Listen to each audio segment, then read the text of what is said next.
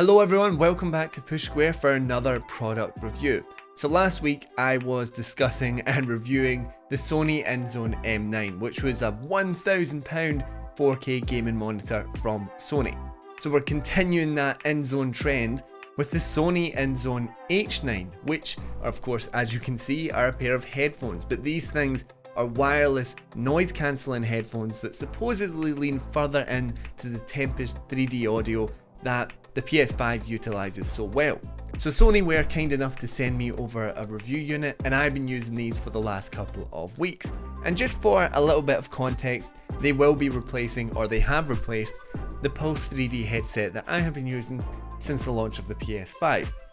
Just to give you a bit of an idea that when I talk about the bump in quality, this is the base level of quality that I'm taking it from. So just as a quick reminder, if there are any general gaming products or Sony specific gaming products that you would love to see covered here on the channel, let me know down in the comments.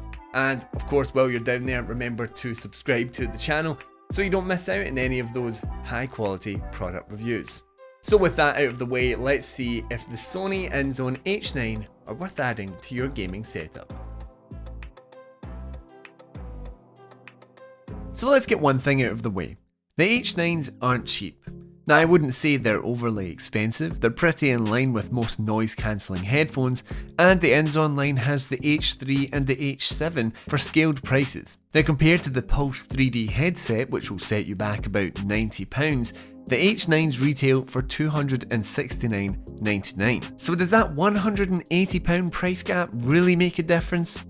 Quite simply, yes, it really does. Put these things on and you will immediately feel just how comfortable and premium they are.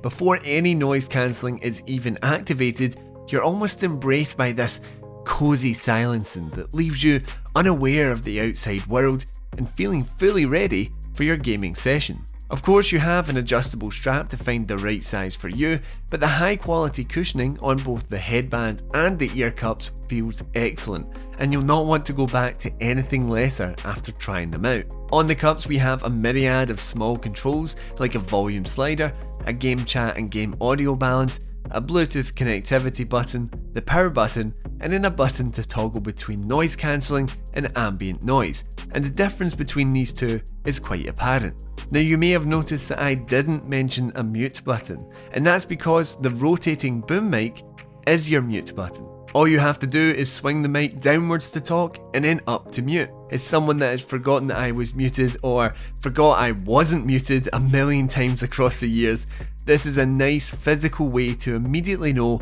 which one you are. Sadly, the mic itself doesn't seem to be much of an upgrade from the Pulse mic, as after asking several friends in party chat, they all felt that I sounded pretty much the same. But let's get on to some sound.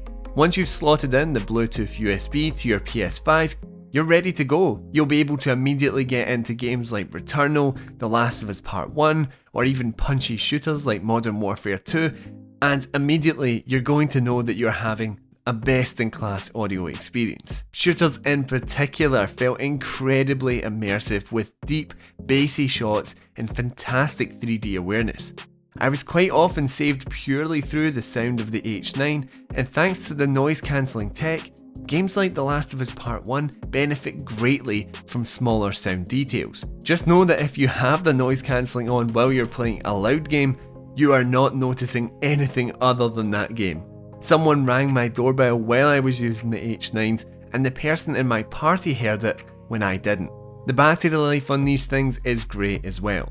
Across my 2 weeks using it, I never felt like I had to think about battery, and similarly, I never ran out of battery in the middle of a session. With a USB-C charging slot, I was able to casually alternate between charging the DualSense and the H9. On the box it says you can get up to 32 hours. Now, I couldn't quite guarantee exactly if that was the case, but it was certainly better than the Pulse headset. An additional feature that is quite often missing from other wireless PlayStation headsets like the Pulse or the Razer Kyra, you're actually able to wirelessly connect this to your PC as well.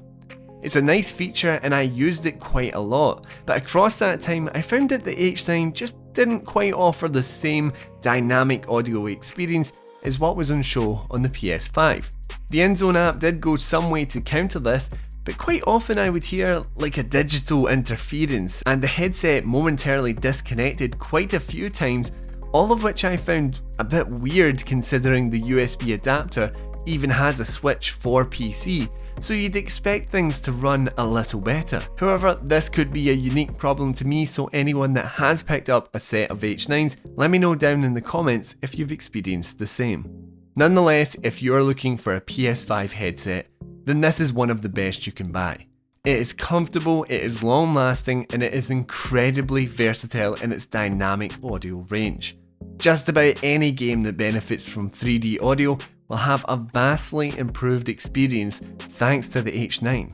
Whether the £270 price tag will be worth it will be down to the user, but I would say you can really feel the money you are spending on these things. But of course, I'd love to know what you think of the Sony INZONE H9 down below, and while you're there, remember to like the video and subscribe to the channel for more PlayStation product reviews, among many other kinds of PlayStation content.